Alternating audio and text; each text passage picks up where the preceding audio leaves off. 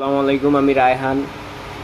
গতকাল থেকে সারা বাংলাদেশে যে নিউজটা নিয়ে অনেক কথা হচ্ছে সেটা হচ্ছে ঢাকা বিশ্ববিদ্যালয়ে তোফাজ্জল নামক এক ভাইকে হত্যা করা হয়েছে।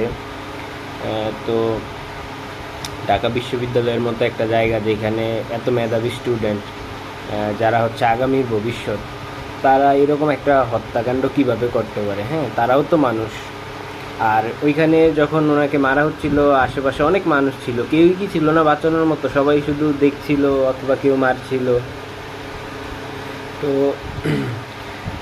ঢাকা বিশ্ববিদ্যালয়ে এরকম ঘটনা এর আগে অনেকবার হয়েছে, আবরার হত্যা থেকে শুরু করে। আসলে ওইখানে যারা থাকে, যারা এরকম হেনস্থার শিকার, তারাই আসলে জানে যে ওইখানে কীরকম রাজনীতি হয়, বা ওইখানে কিছু গ্রুপ আছে যারা একটা রাজনৈতিক দলের সুবিধা নিয়ে এরকম কাজকর্ম করে থাকে, অন্যকে হয়রানি করা, নিজের প্রভাব বিস্তার করা, এরকম। তো এই যে তোফাজ্জল নামক যে বাইকে মারা হয়েছে, ওনাকে চোরের অপবাদ দিয়ে মারা হয়েছে। যদি উনি চুরি করেও থাকে, ওনার বিরুদ্ধে আইনি পদক্ষেপ নিতে পারতো, কিন্তু এইভাবে একটা মানুষকে হত্যা করা, এটা আসলে কোনো মনুষ্যত্বের মধ্যে পড়ে না। হ্যাঁ, আপনারা যদি খেয়াল করে দেখেন যে ওনাকে এমনভাবে মারা হয়েছে, ওনার শরীরের মাংস পর্যন্ত কালো হয়ে গেছে। হ্যাঁ, এবং কি পায়ের মাংস ছিঁড়ে গেছে, ওইখানে আবার কাপড় দিয়ে বাঁধা হয়েছে, এবং কি ওনাকে একবার মারা হয়েছে, আবার খাওয়ানোর পরে আবারও মারা হয়েছে। হ্যাঁ, মানে এরা কীরকম অমানুষ হইলে এরকম কার্যক্রম করতে পারে? হ্যাঁ, তো বাংলাদেশের বিচার ব্যবস্থা নিয়ে অনেকেরই অনেক প্রশ্ন আছে। এর আগেও দেশে এরকম হত্যাকাণ্ডের পর বিচার ব্যবস্থা নিয়ে মানুষের অনেক প্রশ্ন ছিল। তো এই ঘটনার পর এই সব কিছুর পরে সুষ্ঠু বিচার দাবি করছি। আর হচ্ছে এখন অনেকেই কিছু থেকে কিছু হওয়ার পরেই বলে যে এমন স্বাধীনতা কি আমরা চেয়েছিলাম? আসলে এখানে স্বাধীনতার প্রশ্ন না।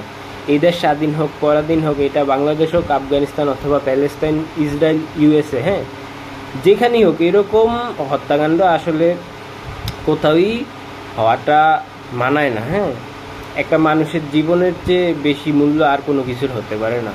সেও কারো না কারো মায়ের সন্তান। তিনি প্রেমে ব্যর্থ হয়ে মানসিক ভারসাম্য হারিয়েছেন। বাবা মা, একমাত্র ভাই ছিল, তাকে হারিয়েছেন। তার আর এখন আপন বলতে ওই রকম কেউ নাই। তো এরকম একটা মানসিক ভারসাম্যহীন মানুষকে চোরের আখ্যা দিয়ে সামান্য একটা চুরির অভিযোগে এইভাবে হত্যা করাটা, জানি না তারা কীরকম স্টুডেন্ট, কীরকম মেধাবী, যে তাদের মধ্যে কি এই বিবেকটা কাজ করে নাই যে একটা মানুষকে এইভাবে হত্যা করাটা, এটা মনুষ্যত্বের মধ্যে পড়ে না। আর এতজন মানুষ ওইখানে ছিল, কেউ ভিডিও করলো, কেউ দেখলো, কেউ মারলো, কেউ কি আটকাইতে পারলো না, কেউ কি থামাইতে পারলো না, কেউ কি ওনারে বাঁচাইতে পারলো না? ঠিক, আগে আপনারা মানুষ হন, ইনশাল্লাহ আপনাদের বিচার এই দুনিয়াতে না হইলেও এরকম মনুষ্যত্বহীন কর্মকাণ্ডের বিচার পরকালে ইনশাল্লাহ হবে। হ্যাঁ, এই দুনিয়াতেই সব না, পরকাল বলতে একটা কিছু আছে, পরকালের ভয় করেন। ঠিক আছে, আসসালামু আলাইকুম।